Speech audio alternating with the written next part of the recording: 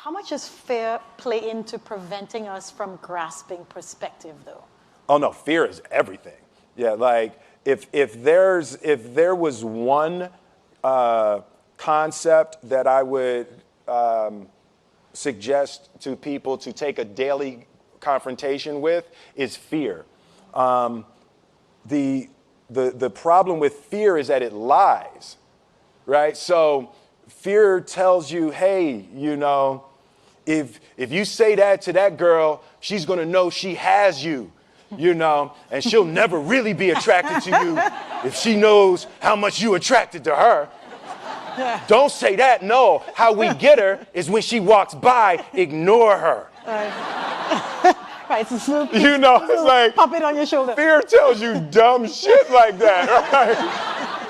You know, so, you know, for me, the daily confrontation with fear has become a real practice for me since about three years ago. I went skydiving in Dubai, right? And skydiving is a really interesting confront with fear, right? So I gotta stand up. I'm sorry, I gotta stand up. All right. So all your friends, what happens? You go out. Oh, sorry. Oh, I dropped my thing. Yeah. So what happens is you go out the night before and you take a drink with your friends, and somebody says, "Yeah, we should go skydiving tomorrow." And you go, "Yeah, we'll go skydiving tomorrow." "Yeah, yeah." And you go, "Yeah." And everybody goes, "Yeah." Right? And you go home and you by yourself, you're like, Right? You're like, well, yeah, I mean, they was drunk too. Right? So maybe they not, maybe, I mean, we don't have to go. We don't have to do it. So then that night you're laying in your bed and you just keep, and you're terrified. You keep imagining over and over again jumping out of an airplane, and you can't figure out why you would do that, right? And you're laying there and you have the worst night's sleep of your life, but you still have the hope that your friends were drunk, right? So you wake up the next day and you go, down and you say where you were going to meet, and everybody's there. You're like, oh, shit. All right, cool, right? So you get in the van and you don't know that your friends had the same night that you had, because they're pretending like they didn't. They're like, yeah, man, my uncle's a Navy SEAL, and this is going to be great. I've been looking forward to this. And you're like, oh my God. And your stomach is terrible. You can't eat and everything, but you don't want to be the only punk who doesn't jump out of this airplane. So you get there, and then you have the safety brief. And you're standing there, and the guys will tell you, well, if the chute doesn't open, what's going to happen is you're doing, well, why the hell, what could happen? That the chute wouldn't open, right? So you do a thing, and what you do is your first jump, you're attached to a guy who is going, he's going to walk you out. So you go, and you get there, and there's an airplane, and nobody's stopping. Everybody's still going. So you get onto the airplane, and you're sitting there, and it's extra because you're sitting on some dude's lap, some stranger. He's sitting on his lap, and it's like, you trying to make small talk. Yeah, man. So you be jumping with people all the time, huh? Right? So, and then you just want to make sure, you got kids, right? You got people you need to see, right? You just want to make sure he's serious, right? So you get in there, so everything's normal. So you fly and you go up to 14,000 feet, and you notice there's a light. It's red, and it's yellow and green, right? So right now the light's red. So then you start thinking at some point the light's going to go green, but you don't know what's going to happen, right? And you wait, and it goes yellow, and the light goes green, and somebody opens the door, and in that moment you realize you've never been in a freaking airplane with the door open. Right? Terror. Oh, sorry, I'm spitting. Oh, sorry. No, terror. Right? So you go, and then, if you were smart, you sat in the back so you don't go first, right? And then people start going out of the airplane. And you go, and the guy walks you up to the end of the thing, and you're standing, and your toes are on the edge, and you're looking out down to death. And they say, on 3. And they say, 1, 2, and he pushes you on 2 because people grab on 3, right? Right? And you go, and you fall out of the airplane, and in 1 second, you realize that it's the most blissful experience of your life. You're flying, right? It doesn't feel like falling, right? It's like you actually are kind of held a little bit by the wind, and then you start falling, and there's zero fear. You realize that the point of maximum danger is the point of minimum fear. It's bliss. It's bliss, and you're flying,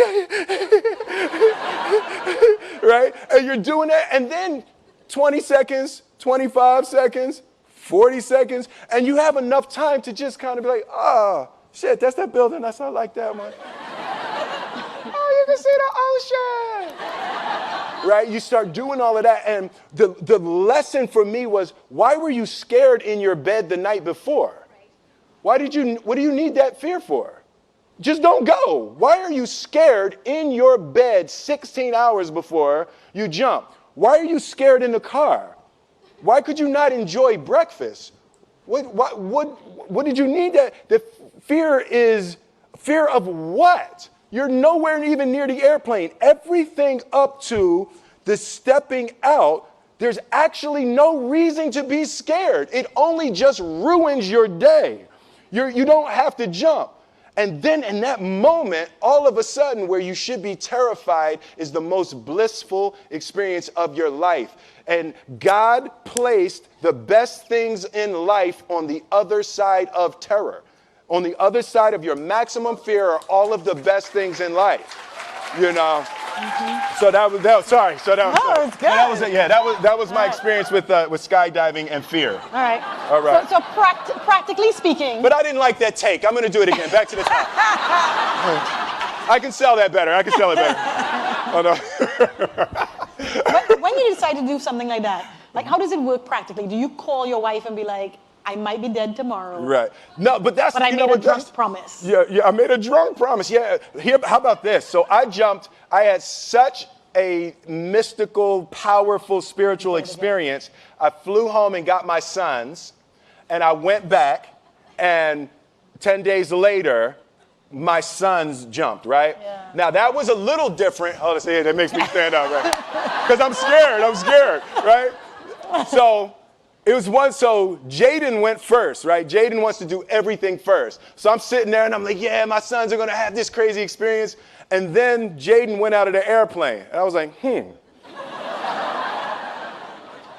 my oldest son, Trey, goes up and he goes out of the airplane. And I was like, this could potentially be the worst display of African-American parenting in history.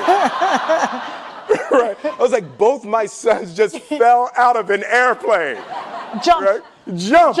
Right? Because I told them to. But again, the fear again. I was like, oh my God. So I told the dude, I was like, listen, I want to see them go out, but I also want to see them land. And he's like, no, it's cool. So this time we went out and we did the straight bullet, and I just went straight down past them. Right? I was like, and he's like, good. Right, did the bullet straight past, pulled the chute late.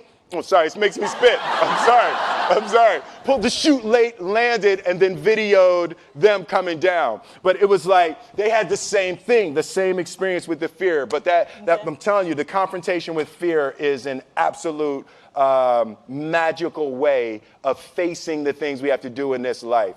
You know, forget security, live for experience, right? So with that, every morning when I get out of the bed, you know, I haven't fixed everything in the world yet, so there's always something to do. And in this film, I read an interesting quote for the Siddhartha Gautama, the Buddha. He said that good people have to get out of the bed every day and try to empty the ocean with a ladle, right? And I thought that was, you know, I knew that was profound, and I paused for a second, and I said, all right, what the hell is a ladle, right?